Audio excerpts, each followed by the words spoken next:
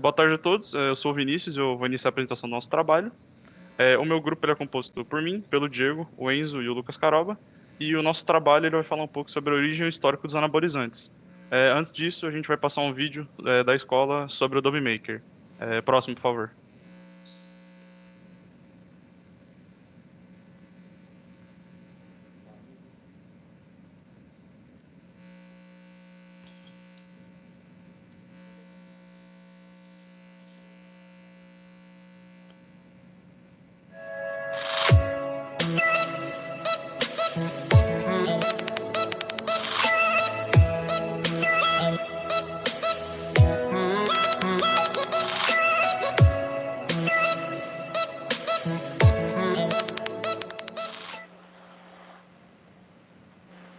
Primeiramente, boa tarde. Meu nome é Diego. Eu vou falar sobre a origem dos anabolizantes, antes da testosterona ser sintetizada, pelos alemães. Já se tinham alguns grupos que utilizavam dos esteroides. Durante as Olimpíadas na Grécia Antiga, se tinham gregos que comiam testículos de boi para uma melhor performance. Outro exemplo são os africanos, que usavam plantas para diminuir a fadiga e o cansaço. Já os noruegueses vikings comiam frutos para ficarem acordados e descansados para suas batalhas. Em 1889, o médico neurologista francês Brown Sequard descobriu um extrato testicular de origem animal contendo testosterona e que mostrava efeitos rejuvenescedores. E em 1865, temos o primeiro caso de doping moderno, onde o atleta ingeria grandes quantidades de cafeína e iria nadar, ganhando aumento da massa muscular. Próximo. Bom dia, eu sou o Lucas e hoje eu vou falar sobre como os dopings e a testosterona como um geral. E em 1935 ela começou a ser sintetizada em laboratório e ela começou a ser usada para tratar pessoas com perda muscular severa. Logo após esse caso, na Segunda Guerra Mundial, os alemães começaram a usar ela para aumentar a agressividade e a rendição muscular dessas tropas. Então, logo após isso, em 1950, surgiu o primeiro grande caso de doping em Olimpíadas, que foi pelo Gianabol. Em 1958, esse medicamento, qualquer coisa à base dele, passou a ser totalmente proibido. Só que os acontecimentos de 1950 foram suficientes para criar uma onda de popularizar o doping, onde muitos pesquisadores começaram a pesquisar meios de burlar esses sistemas e encontrar outras substâncias. Então, novamente, recorreram à testosterona, em que descobriram que se você consumisse e ingerisse doses regulares dela durante um certo tempo, você teria um aumento muscular e um aumento no seu desempenho muito extravagante. Logo, ela era também muito fácil de ser comercializada, então virou logo uma febre e aconteceram muitos casos envolvendo doping por testosterona. Então, por este motivo, ela foi totalmente controlada a sua comercialização. E agora, hoje em dia, ela só vende por meio de atestado médico ou indicação. Por favor, o próximo slide, Gênio.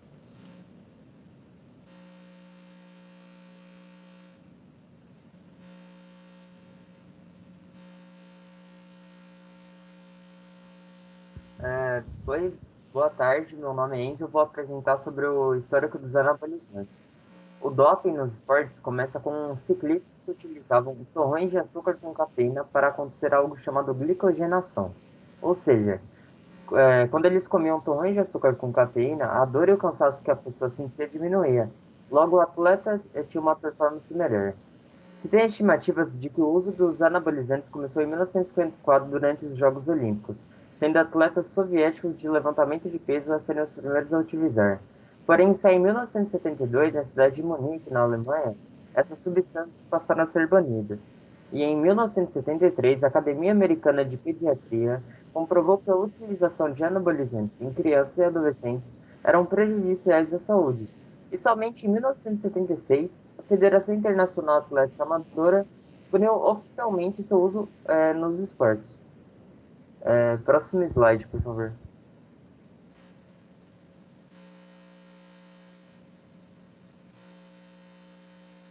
Ô, Enio, passa mais um que você tá atrasado no slide. É o vídeo agora.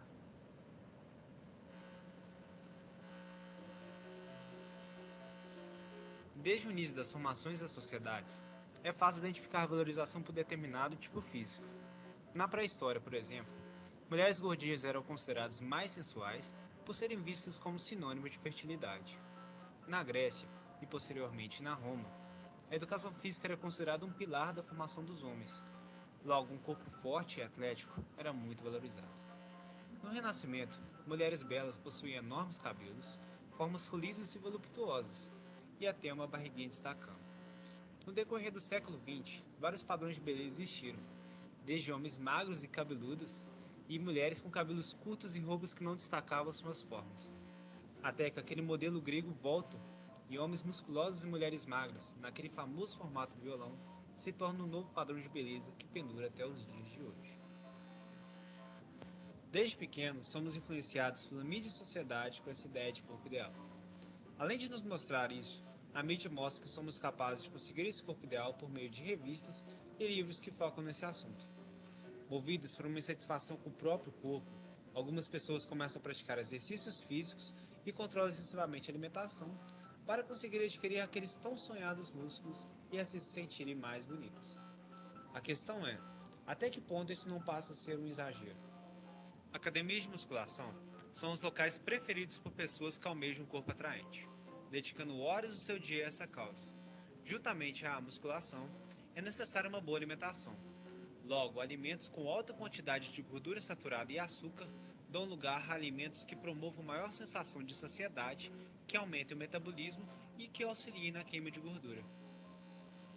Aqueles que desejam um ganho de massa muscular consomem alimentos ricos em proteínas, como por exemplo, as carnes magras e algumas leguminosas, como a soja e a batata doce. Carboidratos presentes em arroz, frutas e cereais são geralmente consumidos antes da realização de atividades físicas, para que o indivíduo gaste a energia desses alimentos e não a dos próprios músculos. Muitos aderem à sua dieta suplementos alimentares, que são basicamente vitaminas, minerais e aminoácidos que complementam a alimentação. Eles atuam recompondo os nutrientes que estão carentes no nosso organismo e os que perdemos no dia a dia. São muito beneficentes, desde que sejam utilizados de forma adequada e com orientação médica ou de nutricionistas. Muitas vezes, os resultados obtidos por essa prática de exercício mais dieta não satisfazem a pessoa, o que leva muitos a utilizarem outros recursos para alcançar esse objetivo. Um exemplo é a utilização dos famosos anabolizantes. Bom, agora eu vou fazer um breve resuminho do vídeo, né, com a ideia principal dele. E como a gente pode ver nele, na antiguidade, o corpo ideal era um corpo mais gordo, já que isso significava que a pessoa ela comia bem e possuía mais dinheiro, ou seja, ela tinha um status maior na sociedade. Só que com o passar dos anos, o corpo ideal foi se modificando. E essa ideia se deu graças aos gregos, que eles achavam que o corpo magro e definido era o ideal. E isso fica bem evidente se você olhar em qualquer escultura grega, já que em todas o corpo sempre segue esse padrão. E esse modelo é o que nós adotamos até hoje. E para alcançar isso, nós buscamos ou os meios convencionais, como dieta e prática de exercícios físicos, mas quando isso não basta, a gente busca, por exemplo, os anabolizantes para acelerar o processo, o que pode gerar mais malefícios do que benefícios.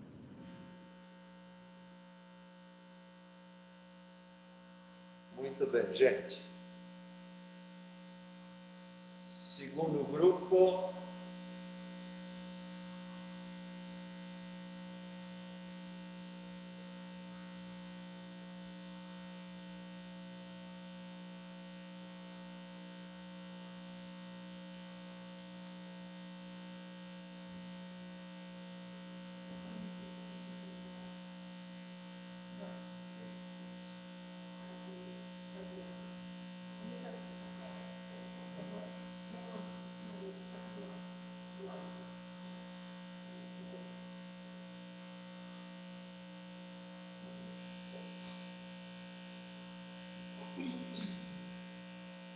Vamos lá, gente.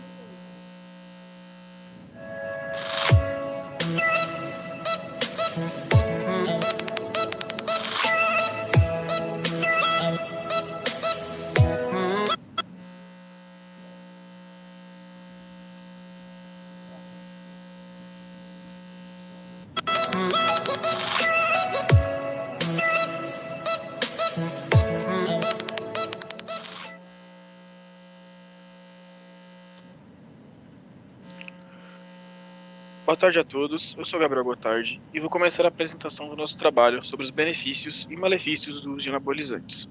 Trabalho feito por mim, Felipe Cabral, Gabriele Buxminjuk, Manuela Martins e Paulo Araújo. Bom, Penny, pode passar, por favor.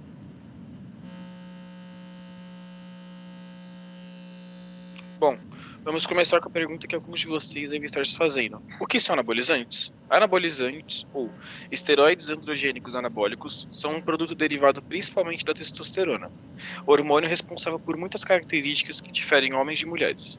Eles atuam no crescimento celular em tecidos do corpo, como o ósseo e o muscular.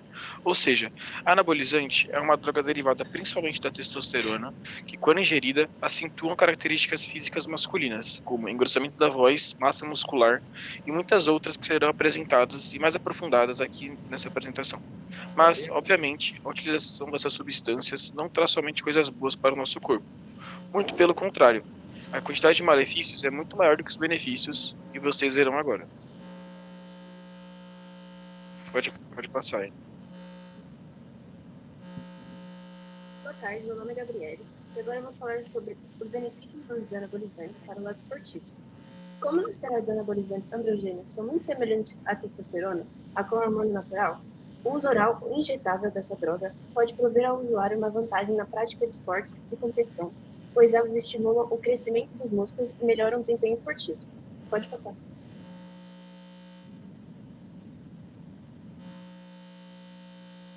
Os atletas utilizam o anabolizante para o ganho de massa muscular e força para melhorar o desempenho nos esportes, aumentando a massa muscular e reduzir a gordura do corpo, o que é proibido, além de ser de grande risco para a saúde. Os campeonatos mais utilizados são campeonatos de fisiculturismo e levantamento de peso, e até para estudantes, atletas e entusiastas de fitness.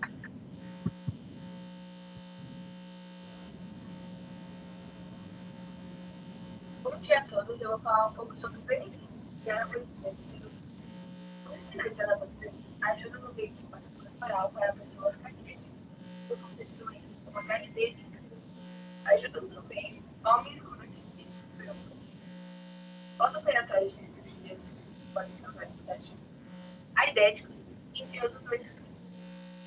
Nesse caso, é preciso o médico endocrinologista para realizar somente a quantidade de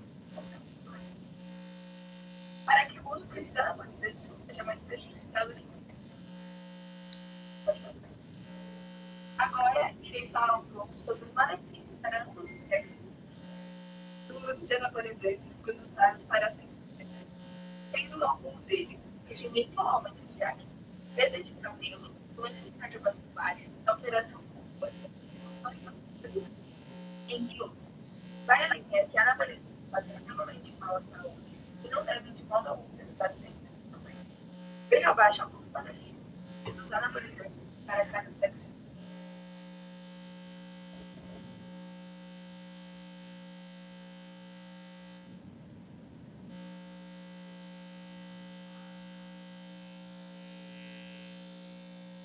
Vamos, gente. Tá vendo ele? Boa tarde, meu nome é Manuela. Hoje eu vou falar sobre os malefícios dos anabolizantes. No caso de organismos femininos, podem ocorrer efeitos como aumento do clitóris, diminuição dos seios, surgimento exacerbado de pelos por todo o corpo, engrossamento da voz, aumento de apetite, desregulação da menstruação e surgimento de alguns traços masculinos por todo o corpo, que são traços mais grosseiros. Já nos corpos masculinos, pode desenvolver ginecomastia, que é o surgimento e desenvolvimento das mamas em organismos masculinos, redução dos testículos, perda de cabelo, a calvície,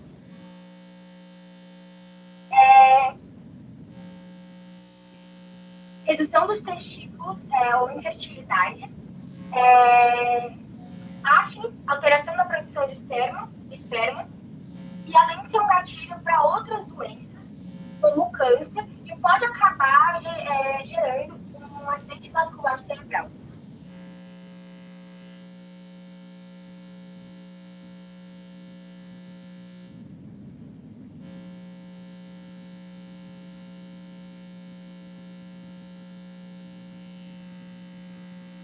Pera aí, Enio, só arrumar aqui minha câmera, que deu um problema aqui.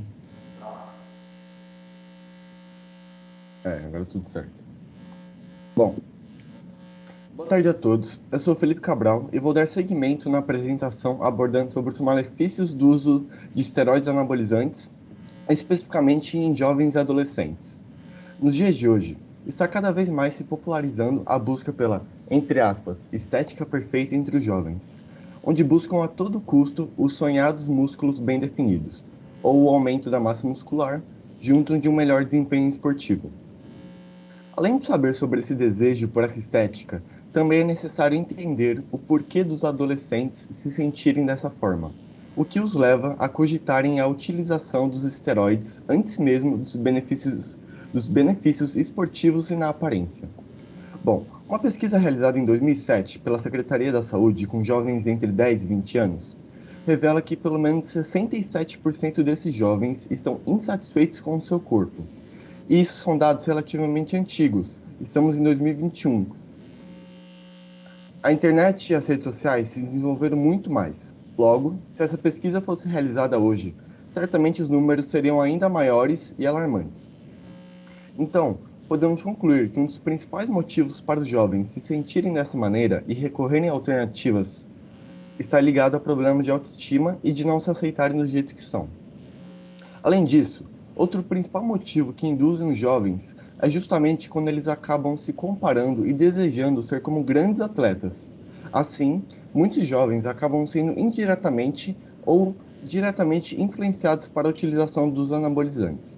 O problema é que essa comparação é sem sentido, já que como esses grandes atletas vivem dos esportes, eles necessitam extrair o máximo do seu desempenho para uma melhor performance.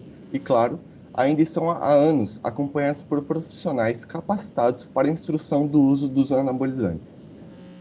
Bom, sobre as possíveis consequências do uso dos esteroides anabolizantes na adolescência, estão listadas o comprometimento do crescimento, que é causado devido ao fechamento prematuro das epífises, estruturas essas que estão presentes nos ossos e que permitem o crescimento, a maturação óssea acelerada, o desenvolvimento sexual precoce, maiores chances do desenvolvimento de uma ginecomastia ou aumento das mamas, como já foi mencionado anteriormente, entre outros malefícios.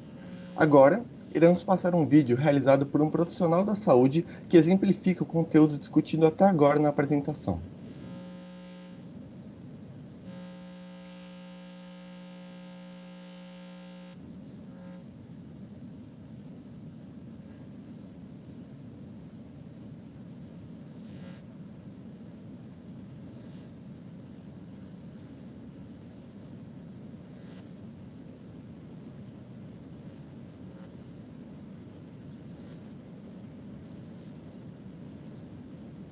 Não tá saindo o áudio do vídeo, Enio.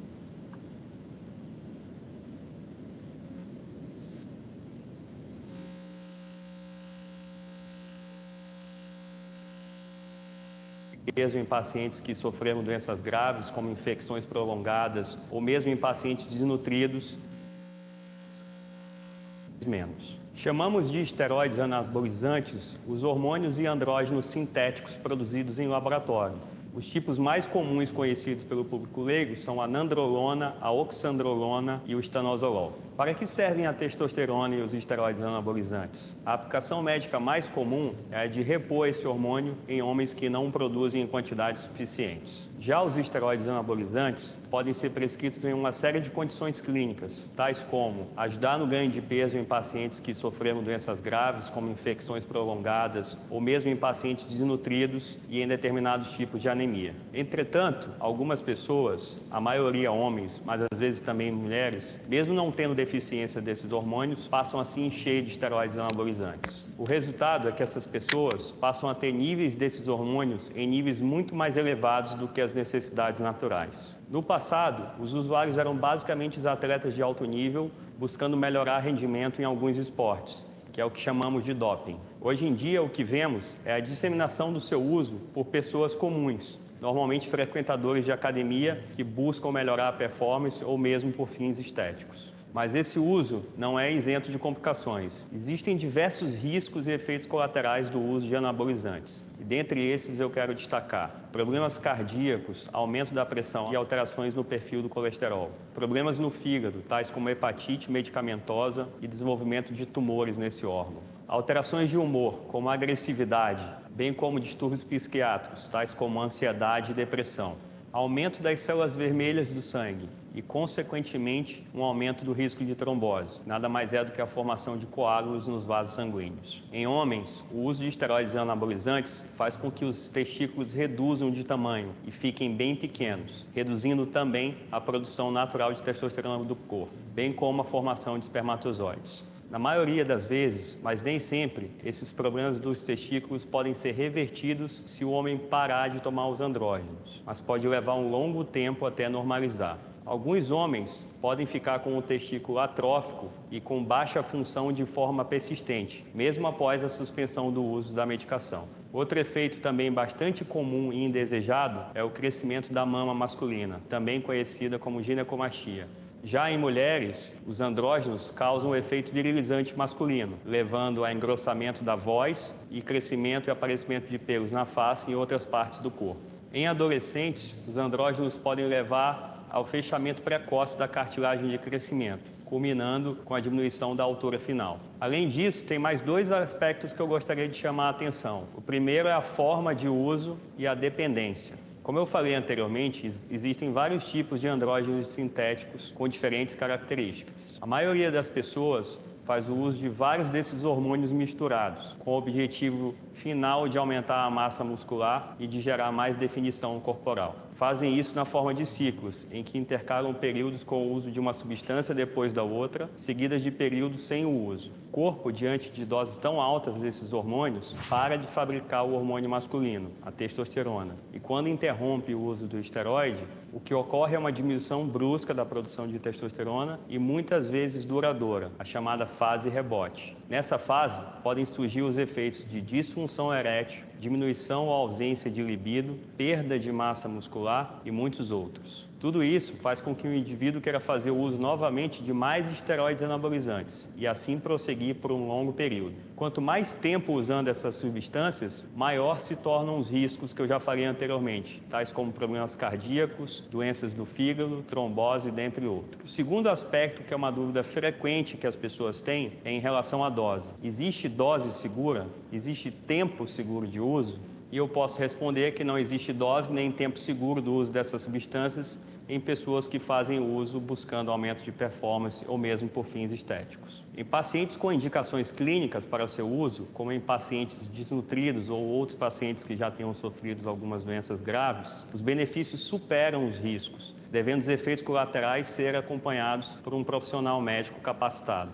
Existem profissionais de saúde, mesmo médicos, falam coisas diferentes das que eu estou falando. Quando existe esse tipo de controvérsia, o recomendado é seguir o que os médicos especialistas no assunto recomendam. As sociedades médicas, de forma geral, não recomendam o uso de esteroides anabolizantes ou mesmo de testosterona em pacientes que não tenham deficiência desse hormônio ou que não tenham as doenças citadas anteriormente.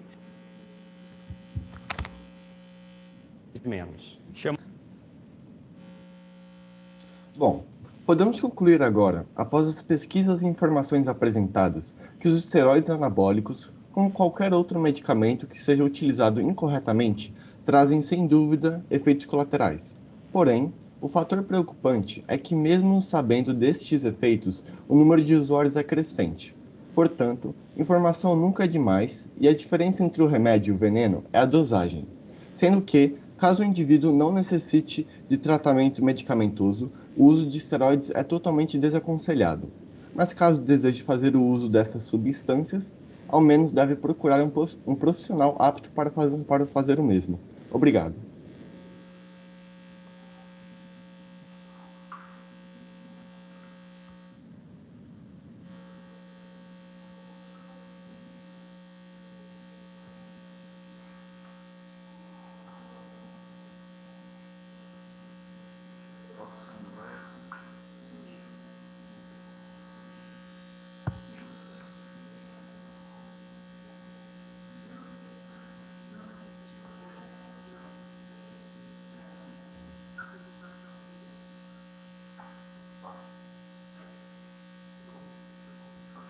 Compartilhar.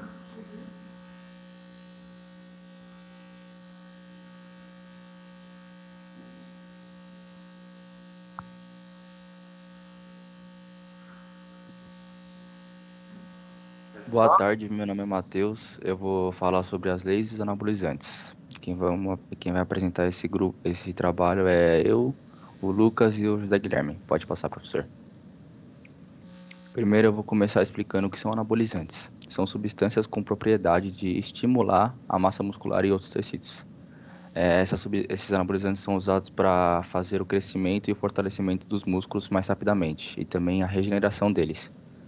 Por isso que atletas que fazem musculação ou outro tipo de esporte normalmente usam esses anabolizantes para conseguir ter um melhor resultado em um curto período. Pode passar, professor.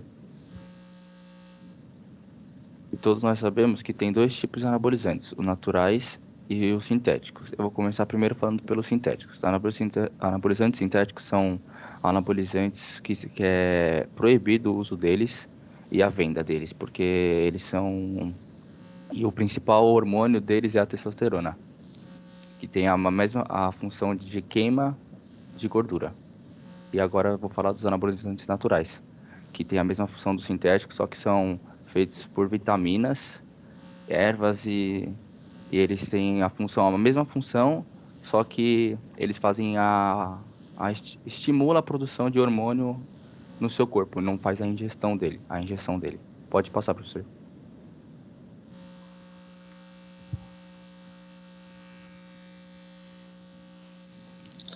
Boa tarde a todos, eu sou José Guilherme e eu vou falar sobre as leis e preocupações do uso dos anabolizantes. Usar anabolizantes para fins de estética ou para melhorar o rendimento esportivo é proibido por lei no Brasil, pois no Brasil os anabolizantes só podem ser vendidos sob prescrição médica para o tratamento de doenças específicas como o hipogonadismo. A principal função dos anabolizantes é a reposição da testosterona, que é um hormônio masculino. Por isso, o uso indevido de anabolizantes pode causar efeitos diferentes nos homens e nas mulheres. Nos homens, pode causar redução na quantidade de esperma, calvície e ginecomastia. Nas mulheres, engrossamento da voz, crescimento de pelos e redução dos seios. Pode passar, professor.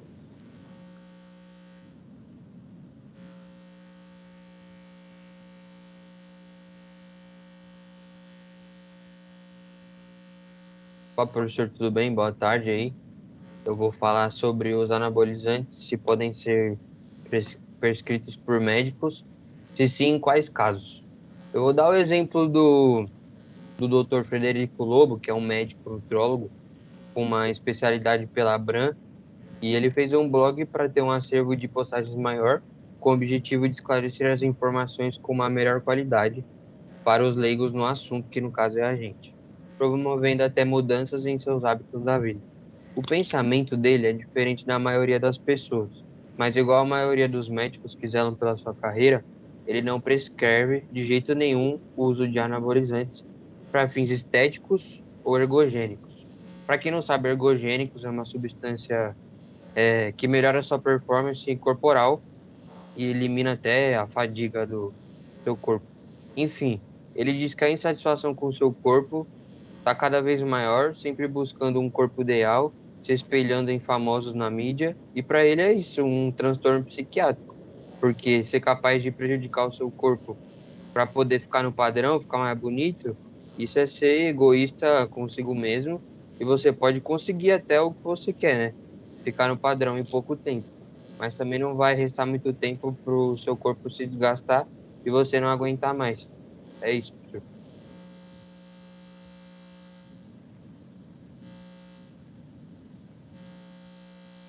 Então, professor, aqui a gente iria fazer umas perguntas e ia ver se alguém soubesse e depois a gente responderia, mas como acho que ninguém vai falar, né?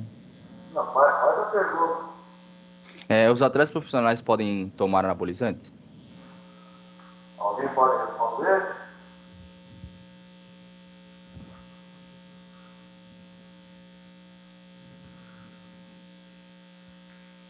Não? Então vamos lá. Qual a resposta, Matheus? Então, eles não podem fazer o uso porque eles teriam uma vantagem em relação aos outros que não tomaram esses anabolizantes. que é aumentar a performance e tudo mais deles. Segunda pergunta. Em quais casos os anabolizantes podem ser prescritos por médicos? Alguém pode responder?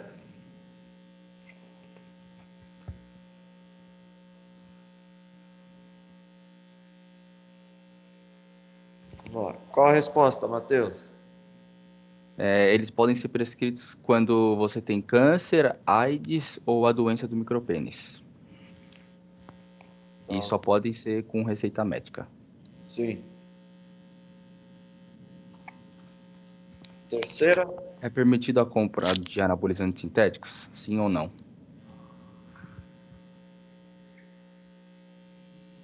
Resposta. Já foi dito anteriormente, é proibido a venda de anabolizantes sintéticos e o uso deles. Tá ok.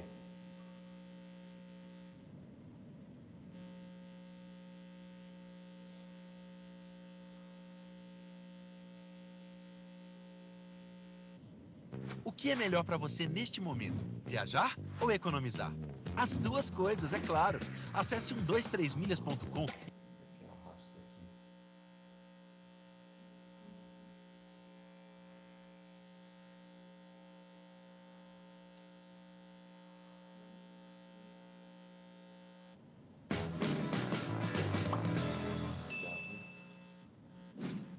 Assunto de enorme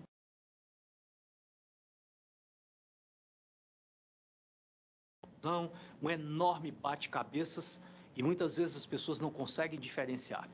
No mundo de hoje, aonde é cada vez mais frequente a busca pela forma, a busca pelo corpo perfeito, a busca pelas medidas perfeitas, não é incomum encontrar pessoas que acabam enveredando por um caminho falso para construir esse tal corpo perfeito. E eu me refiro aqui ao uso de esteroides anabolizantes ou hormônios sintéticos. Na verdade, esteroides anabolizantes e hormônios sintéticos não são hormônios, são moléculas farmacológicas que possuem ação semelhante a hormônios, mas que, ao serem introduzidas no nosso corpo, por serem moléculas não existentes no nosso corpo, produzem uma reação antifisiológica, produzem uma gradual capacidade de impedir, reduzir a própria produção hormonal natural e os efeitos colaterais dessas substâncias são vastos e há uma longa lista de desserviços que essas substâncias prestam aos seres humanos. Primeiro é o crescimento muscular falso, que só engana mesmo à vista dos mais incautos. Aquele crescimento que é promovido por esteroides anabolizantes não é um crescimento fisiológico, porque ele ocorre às custas da retenção de glicogênio e água dentro dos músculos. É como se você estivesse assoprando uma bola de aniversário. Por isso que aquelas pessoas ficam gigantescas, aparecem nas fotos do Instagram durante algumas semanas ou meses, mas depois tem a coisa chamada o dia seguinte. A festa de Cinderela acaba, a carruagem se transforma numa abóbora e o sapatinho de cristal quebra. Porque com a recorrência do uso dessas moléculas, como eu repito, não são hormônios, são fármacos, são remédios com ação hormônio símile. Ao passar do tempo, o corpo não consegue se entender com essas moléculas e começa a haver uma gradual supressão, uma gradual redução da capacidade natural de produção, além de alguns efeitos colaterais como aumento da resistência à insulina, hiperinsulinemia, lipogênese, começa a ter acúmulo de gordura, começa a ter redução do volume testicular, as mulheres passam a ter tendência à anovulação, redução do tamanho dos ovários, infertilidade masculina, infertilidade feminina, aumento das chances de neoplasias. E as pessoas, muitas delas, infelizmente, vivem num mundo superficial e recorrem a essas substâncias que eu chamo particularmente de ouro de tolo, porque o dia seguinte traz problemas importantes de curto, médio e longo prazo e as pessoas muitas vezes não se dão conta dessa relação causa e efeito, que aqueles problemas que muitas vezes podem surgir muito mais na frente nas suas vidas e na sua saúde são decorrentes do uso pregresso desse tipo de substâncias. Do outro lado, existe o cenário, o indivíduo tem uma insuficiência ou uma deficiência na produção de um dado hormônio e é mais do que lícito o médico identificar essa insuficiência, identificar essa deficiência e propor a esse paciente um processo de recomposição dos seus níveis hormonais através de um grupo especial de moléculas que são chamados os hormônios isomoleculares ou hormônios bioidênticos. Embora sejam hormônios fabricados pela mão humana, fabricados por um processo biotecnológico, isso aí tem pouca importância. O que é importante é que esses hormônios possuem a mesma estrutura molecular dos hormônios humanos e quando são introduzidos no corpo humano, ora através da via subcutânea, ora através da via transdérmica, ora através da via intramuscular, ora através da via oral, o que vai definir qual é a melhor via para repor um hormônio bioidêntico é a sua estrutura molecular e a sua melhor via de absorção. Essas moléculas penetram no corpo e produzem respostas fisiológicas porque são reconhecidas como moléculas próprias, uma vez que há uma completa identidade com os hormônios que o nosso próprio corpo produz, são hormônios que possuem a mesma estrutura, é como a chave reserva do seu carro e a chave principal. No dia que você for colocar a reserva, o carro vai ligar a ignição do mesmo jeito. No entanto, se você for colocar a chave do meu carro no seu carro, a ignição não vai girar. É exatamente essa, de maneira muito grosseira, a diferença básica entre um hormônio sintético, um esteroide e um hormônio bioidêntico, um anabolizante e um hormônio bioidêntico. Então, dentro do contexto da remodelação hormonal e da hormonologia, não cabe o uso de substâncias com estruturas moleculares que não existem dentro do corpo humano. A única forma razoável de se tentar imitar a natureza é devolver ao corpo uma quantidade pequena que é previamente avaliada através de uma consulta presencial, se esse indivíduo realmente precisa, qual é a dose, que combinações hormonais, por quanto tempo e em quanto tempo ele vai precisar fazer os processos de reavaliação para que as suas necessidades sejam reavaliadas e ele só use se isso for estritamente necessário. Importante que vocês tomem consciência do que é um anabolizante, um hormônio sintético e um hormônio bioidêntico ou isomolecular. Essas moléculas possuem características completamente distintas e não podem, de forma alguma, serem colocadas dentro do mesmo contexto, sob pena de nós estarmos gerando na cabeça das pessoas uma enorme e desnecessária confusão. Muito obrigado.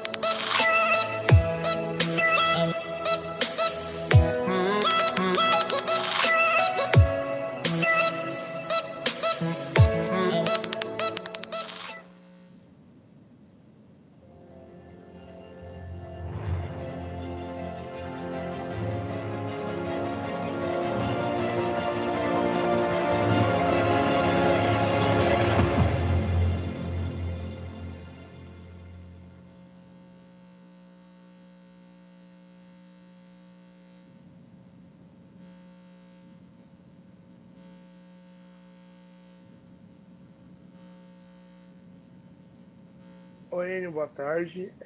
A gente vai falar sobre os casos de atletas olímpicos que foram pegos no doping. Os integrantes são eu, Guilherme, né? O Luigi, a Paula Corimaita, a Thaís e a Sara. E a gente vai contar casos de atletas olímpicos que foram pegos no doping. Pode passar.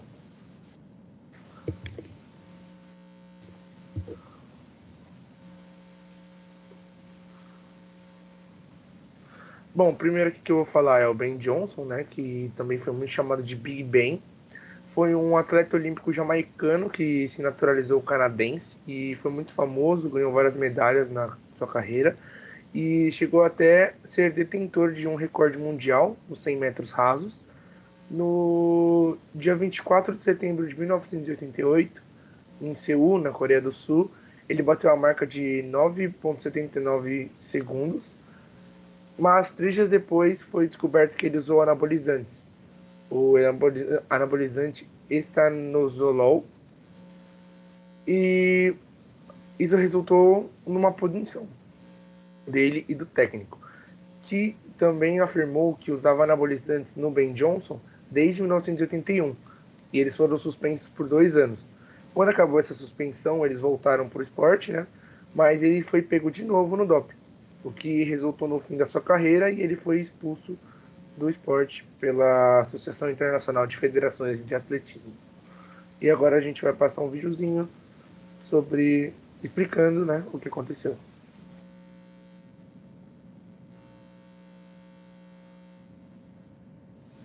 Se vocês encontrarem por aí esse moço com a medalha de ouro no peito, por favor, chamem a polícia. Ele afanou a medalha desse moço que aparece atrás dele, de agasalho branco. Em fração de segundo, o malandro passou a mão na joia do outro e fugiu em louca disparada. Corria tanto que bateu o recorde mundial de velocidade. Essa multidão de bíceps, de tríceps, de quadríceps, que assombraram o mundo há poucos dias, é tudo artificial. Ben Johnson comprou na farmácia da esquina. Ele tomou um tal de esteroide anabólico que aumenta a massa e resistência muscular. O sujeito que toma essa droga vira um super-homem. Assim, até eu. Devolve a medalha, malandro. E trata de pedir desculpas ao Carl Lewis pelo mau jeito. Por sinal que no fim da prova, o Carl Lewis deu uma de bom esportista. Foi lá e te cumprimentou numa boa. Mal sabia ele, muito menos nós, que a tua vitória estava cheia de hormônio masculino sintético. Honras, pois, a Carl Lewis. Mais do que nunca ele merece esta segunda medalha de ouro dos 100 metros. A primeira, conquistada nas Olimpíadas de Los Angeles em 84, não está mais com ele. Carl Lewis pôs humildemente no caixão do pai, que morreu ano passado. Deve estar guardada no céu.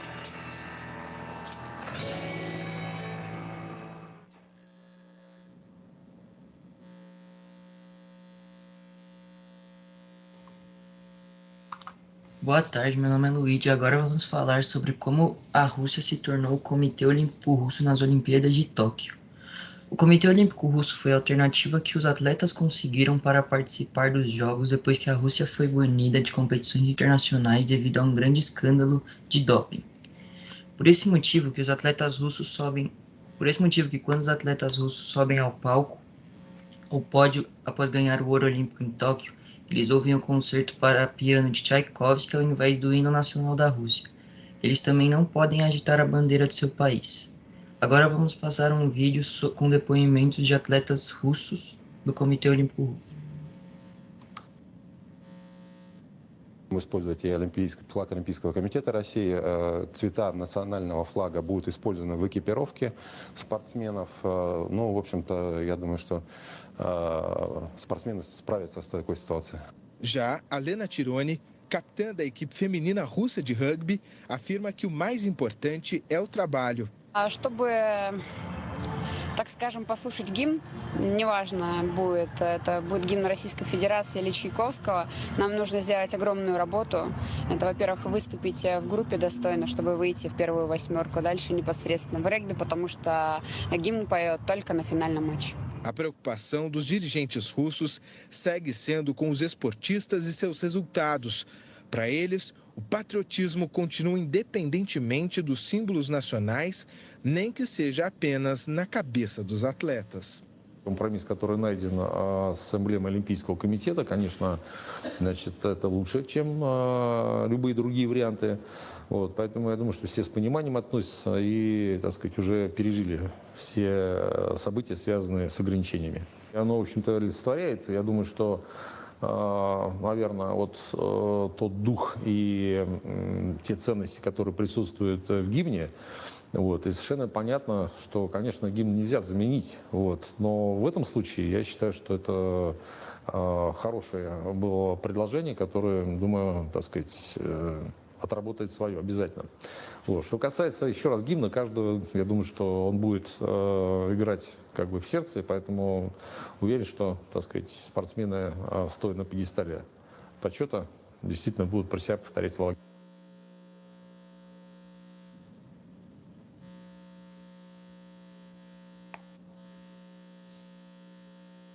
Boa tarde a todos, meu nome é Rebeca Guzmão, sou ex-nadadora olímpica. Hoje eu vou contar um pouco sobre o meu caso de 2007, nos Jogos Pan-Americanos do Rio de Janeiro. Em 2007, ganhei 4 medalhas, mas tive que devolver as 4 medalhas porque o resultado do meu exame antidoping resultou positivo para a substância de testosterona.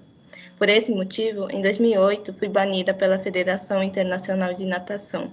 Agora a gente vai passar um vídeo. Novas provas contra a nadadora Rebeca Guzmão. O caso de doping já é um dos mais escandalosos da história do esporte brasileiro.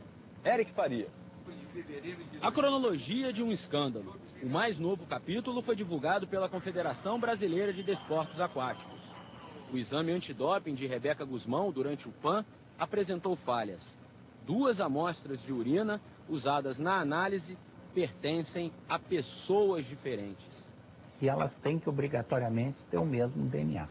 Se elas têm um DNA diferente, eu provo que houve uma infração do código de doping e que o atleta manipulou uma das amostras. Isso é uma resposta genérica. O presidente da Comissão Médica da Organização Desportiva Pan-Americana solicitou os exames de DNA depois que o laboratório responsável pelos testes declarou que 4 amostras estavam diluídas. Por isso, os resultados foram negativos. Com esse laudo preliminar, houve uma precipitação da CBDA e da própria nadadora na segunda-feira, quando a FINA informou que um outro exame da atleta, feito no dia da abertura dos Jogos, acusou a presença de testosterona exógena, ou seja, que não é produzida pelo organismo. Tenho certeza que esses outros 4 exames que eu reclamei bastante, depois, poxa, fui tanto testada no PAN, mas eu sei que agora vão poder estar me ajudando nesse caso final.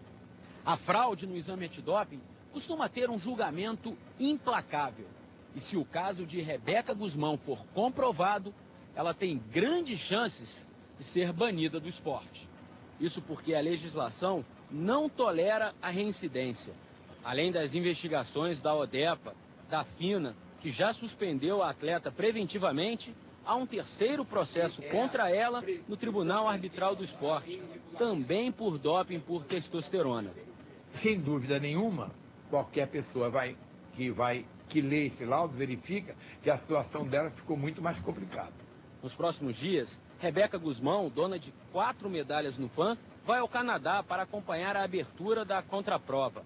A médica da CBDA e que trabalhou como gerente do controle antidoping dos Jogos, Renata Castro, viajaria também, mas alegando problemas particulares, pediu o afastamento da confederação. Os advogados de Rebeca Guzmão divulgaram uma nota no fim da tarde de ontem. André Ribeiro e Breno Tanuri afirmam que o caso é complexo e envolve interesses esportivos e privados.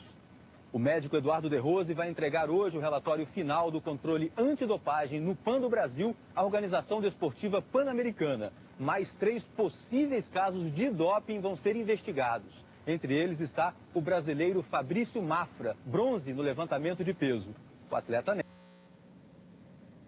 7 medalhas hoje. Rebeca Guzmão ficou com ouro nos 50 metros livre, o primeiro da natação feminina num Pan-Americano.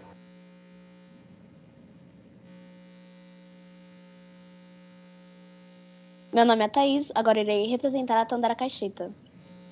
Bom dia a todos, meu nome é Tandara Caixeta, sou uma jogadora de voleibol do Brasil. Agora irei contar o porquê me retiraram dos Jogos Olímpicos de 2020. Os Jogos Olímpicos de 2020 foi realizado em 2021, devido aos efeitos da pandemia de Covid-19, e ocorreu na cidade de Tóquio, no Japão. Sendo assim, nas semifinais dos Jogos de Tóquio, eu havia testado positivo em um teste de antidoping realizado em julho de 2021. A ostarina, da classe das anabolizantes, foi a substância encontrada no exame de antidoping, o que consequentemente causou uma retirada das partidas finais do vôlei feminino nos Jogos Olímpicos. A seguir vai ter um vídeo contando isso com mais detalhes. Boa sorte para o Brasil na final, mas olha, antes do jogo a equipe teve que superar um problema fora da quadra. A jogadora Tandara foi suspensa dos jogos e já voltou ao Brasil depois do resultado do exame antidoping dar positivo para uma substância proibida. Não deu nem tempo de assimilar o golpe e se despedir das companheiras. Medalha de ouro em 2012, Tandara embarcou para o Brasil no fim do dia, como mostram essas imagens exclusivas. O técnico José Roberto Guimarães foi acordado de madrugada com a notícia da suspensão. Ele esperou amanhecer para conversar com a Tandara e depois comunicar o grupo. Além da preocupação com a própria jogadora, Zé Roberto precisou ter muito cuidado para não desestabilizar a equipe antes do jogo que valia vaga na final. A suspensão provisória de Tandara foi anunciada após sair o resultado de um exame antidoping realizado no dia 7 de julho, ainda no Brasil. A substância proibida é a ostarina, um anabolizante que ajuda a regular o metabolismo e pode dar ganho de massa muscular. Ela ajuda a recuperar a massa perdida durante o treinamento, porque o atleta de alto rendimento ele tem uma perda muscular, né? Existem lesões musculares. Então a ostarina ela ajuda a manter essa massa magra, ela ajuda a ganhar essa massa magra e a recuperar essa massa magra, né? Além da queima de gordura, perda de peso. Então realmente ela é um melhorador de performance, né? A defesa de Tandara divulgou uma nota afirmando que até o momento sequer foi analisada a contraprova da urina da atleta e demonstrou confiança plena na comprovação de que a substância ostarina entrou acidentalmente no organismo da jogadora e que nunca foi utilizada para fins de performance esportiva. O advogado diz ainda que Tandara não vai se pronunciar sobre o caso devido ao segredo de justiça imposto ao processo. Na classificação das substâncias, elas estão classificadas em especificada e não especificada. Uma substância como essa, não especificada, ela tem uma sanção base pelo Código de 4 anos. Essa sanção base não significa que a sanção vai ser aplicada 4 anos certo. Pode ser menos ou pode ser até mais, de acordo com circunstâncias do caso em si. Na despedida do Japão, Tandara só conseguiu mandar uma mensagem de agradecimento pelo apoio. Gente, muito obrigada. Só isso, só agradecer. Boa tarde. Meu nome é Sara e eu vou falar sobre o Lance Armstrong. Ele é um ex-ciclista profissional americano, nascido em 1971, no dia 18 de setembro. Ele foi campeão de ciclismo em estrada em 1993. Ficou famoso por ter vencido a Tour de France por 7 vezes seguidas e um recorde absoluto nessa prova. Em 2012, alguns anos após encerrar sua carreira esportiva, perdeu todos os títulos obtidos depois de 1998 e foi banido do ciclismo competitivo pela União Ciclística Internacional, em razão do uso de dopagem bioquímica. Lance usou eritropoetina. Conhecido como EPO, é um hormônio glicoproteico que estimula a medula óssea a produzir mais glóbulos vermelhos, promovendo maior transporte de oxigênio para o tecido muscular. A análise foi realizada pelo Laboratório Nacional de Detecção de Dopagem, que tomou por bases amostras de urina congelada, colhidas do corredor um pouco antes do início e durante a competição. A análise foi feita depois de anos, pois não havia tecnologia disponível para realizar esse exame na época.